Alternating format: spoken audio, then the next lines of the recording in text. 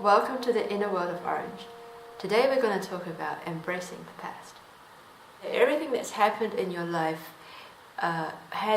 will bring you inevitably to a different place. Yeah, that's not rocket science. Yeah, everything that happens interacts with who you are in that moment and takes you to become someone who you are not yet.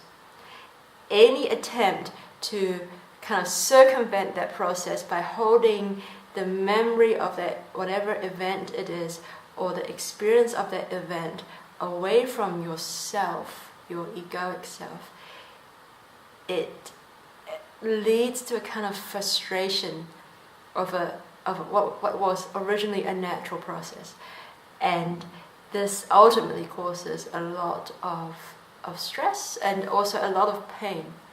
Suppose you were to radically embrace every single thing that's happened to you up to this moment and say, all of them are part of me.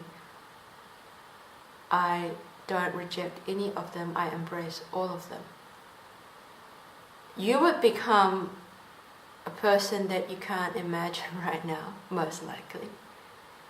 But that person might not be necessarily a worse person than who you are right now. In fact, it's likely that that person will be less hung up about a lot of things because there are not these areas of charge where other people are not meant to come too close to. What I've found to be quite useful when looking at a situation in the past that is painful and is still painful on some level is to really let that pain expand.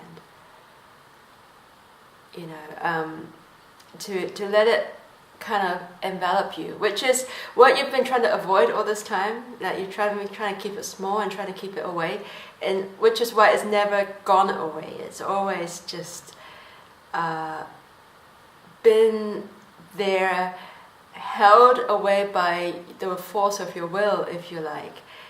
But it has never had a chance to resolve itself, since it's never been looked at in any constructive way. And by constructive, I mean in a way which is like an embrace, and that the whole being embraces whatever was troubling, and thus the person and the situation kind of come together and mesh in a way that allows a new dynamic to take place, a new equilibrium.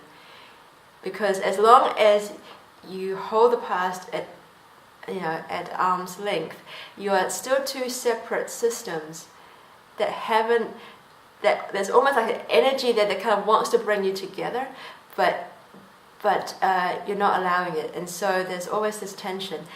When, however, you allow everything to mix, and that would involve some chaos, obviously. However, at the end you come to a new equilibrium. That is, I think, what people mean, even though they don't describe it this way, when they say, "Oh, I've made peace with the past," or "I've come to terms with a particularly troubling situation in my past." What they've meant is, I've met it head on, I've seen it for what it is, I've accepted that this is how my life is going to be now, is that I'm going to be living with this thing. Instead of saying it never happened, or it happened the way I said it happened and not the way somebody else might have said it happened, or it wasn't that bad, or it was terrible, or much worse than, like instead of giving it all these different colorings so as to not actually look at it and therefore not take it as part of who you are now, which is a classic example of the ego defending itself. So say you're the ego, you're walking along one day in your life and something disastrous from your egoic point of view happens to you. What do? You say, that didn't happen, that wasn't me, that was somebody else, and now I'm just going to move right on as my egoic self, intact, and pretend that everything is going to be fine. And it isn't fine because this thing keeps coming with you. It's kind of like you're bonded now.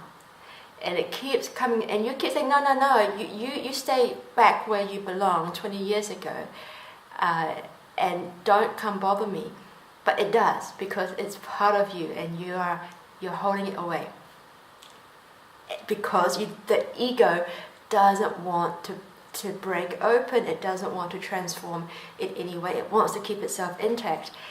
And when something dramatic happens in your life, a crisis, a disaster, something that kind of breaks you open, and there is no possible way you can keep the same identity and walk on. When that moment happens and the ego recognizes and say, no, we're going to run really fast and we're going to outrun this thing, it's trying to outrun its own death, which never works. And the moment you stop and die in an egoic sense, say, okay, I realize, after a rape, I'm not going to be the innocent young girl anymore. She's dead. After going to war, I'm not going to be the little boy anymore. He's dead. Until that egoic death happens, there is no possibility to come to peace.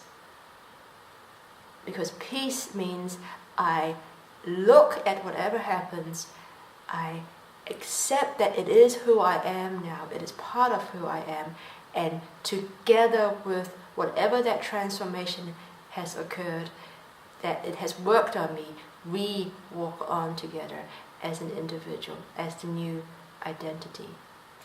Because this is difficult to do, especially for something very traumatic, it's difficult to do alone. There are ways to do it with other people. You can be guided through it by a therapist or a coach, or someone who has experience with kind of going through the shadows of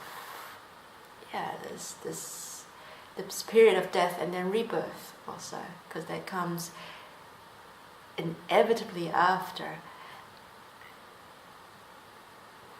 Ultimately, though, I do think that the pain that you're going to have to feel, only you can feel. No one can feel that pain for you. That's part of the initiation into the next self. For me, it's important to have a great respect for this and to not try and cheat. And I think there's been a lot of stories about this. I'm not, at all original in anything I say. And the stories about people trying to cheat death by making a pact with the devil. They usually have very, very good reasons. They have a loved one that needs them right now. They have this, they have that. Inevitably, it does not end well.